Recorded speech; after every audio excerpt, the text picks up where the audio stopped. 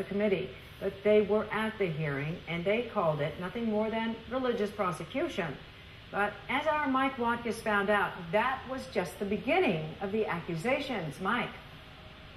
Yes, indeed, Patty. Plenty of damning testimony before the Senate Judiciary Committee today. We can tell you that about allegations of alleged wrongdoing within the FLDS sect and its polygamous prophet Warren Jeffs. Allegations that were indeed strenuously, vigorously denied by an FLDS spokesman today, a man by the name of Willie Jessop, who called them nothing more than a witch hunt. He did that before a throng of reporters outside the hearing room this morning. The following is part of that denial and a rather heated and bizarre exchange once I started asking some questions. I'm saying it's grossly overstated and truths distorted. Did Mr. Jeffs take any underage brides on that compound? Did Merrill Jessop take any underage brides on that compound?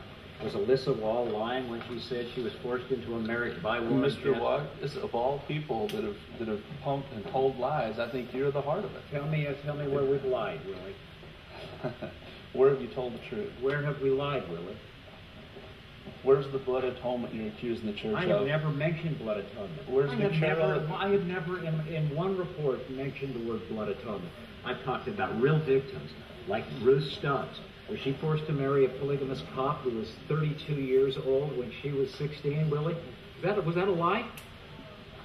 I say it is, and you know it is. But a Utah jury found it. You're the guy that kidnapped little girls with these other people and tried to haul them off with Willie Jessop. Kidnapped little girl. Yeah. That's a strong statement, Willie. Yeah, it is. And they just reported that one of them was raped under Carolyn, and that was with your help, sir. So you're the last person that ought to be here. Wow, that's a strong statement, Willie. That's a real strong. You keeping good on your promise, laying off little girls?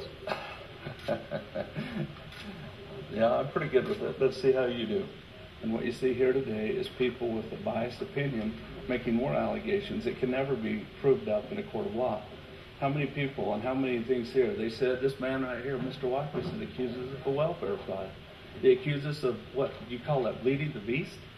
And when they got to Texas, what did they find? That they couldn't find one person on welfare in the entire church? Were any people receiving welfare from Colorado City and Hilldale sending their money down to sustain Mr. Jeff's lifestyle and to that community? Was any welfare money coming from Utah and Arizona and then being shipped to Texas, Willie?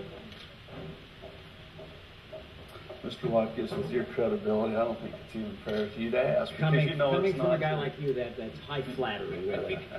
I'm not answering any questions for Mr. Watkiss. If any of you other have questions for Mr. Jessop, and I would be happy to answer.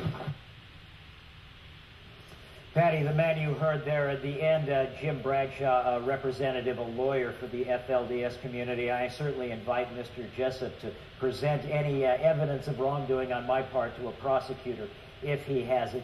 This hearing was really spearheaded by Nevada Senator Harry Reid. He's the powerful leader, majority leader of the Senate. He wants to have a task force set up. He had introduced legislation to that effect, says he hopes to have that federal task force set up within the next few months. Coming up at 9 o'clock, we'll talk to Terry Goddard about his involvement in all of this, a one-on-one with Arizona's Attorney General, a guy who really is, on a state level, done more to address the issues of polygamy in the state of Arizona than any politician in nearly 50 years.